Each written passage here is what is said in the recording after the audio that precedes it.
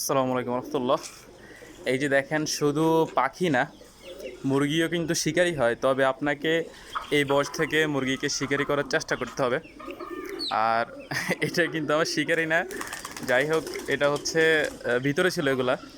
আমি তো প্রথম এই বয়স পর্যন্ত 1-1.5 মাস পর্যন্ত মুরগি খাঁচায় পালন করি, মানে খাঁচার ভিতরে থাকে, তাদের কিন্তু ছাড়ি না আমি।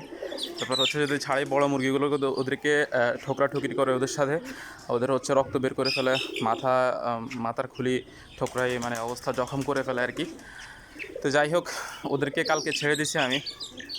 তো ছাড়ার পর কিন্তু এই যে বাহিরে দেখেন, এই মুরগিগুলো কিন্তু খাবার দিলেই বের হয়ে চলে আসে, এসে খাবার খায়। তো এই বেচের এরা ছিল হচ্ছে 12-13 জন, 13 জন হয়তো বা ছিল। তো বাকি আমি কয়েকগুলো যখন খাবার দিয়েছিলাম তখন কিছু পরিমাণ মুরগি প্রায় 5-7টার মতো বের হয়ে চলে আসছে, আরও কিছু ভিতরে ছিল, 3-4টা এখনও আছে। ওদেরকে আমি মানে দৌড়াইছি কিছুক্ষণ, কিন্তু তারা আসলে বের করতে পারেনি তাদেরকে। তারা তো বাইরে বের হইতে অভ্যস্ত না, ভয় পায় আর কি। তো যাই হোক, এটা একটু ফ্রেন্ডলি দেখলাম এটাকে, মানে এটা একটু বন্ধু সুলভ আচরণ করছে আমার সাথে। এটাকে ধরলাম, এটা হাত দিছি আমি, হাতে চলে আসছে, কাছাকাছি চলে আসছে। পরে আমি ধরে আমার ঘাড়ের উপর বসাই দিছি, সেও কিন্তু বসছে। এই যে দেখেন,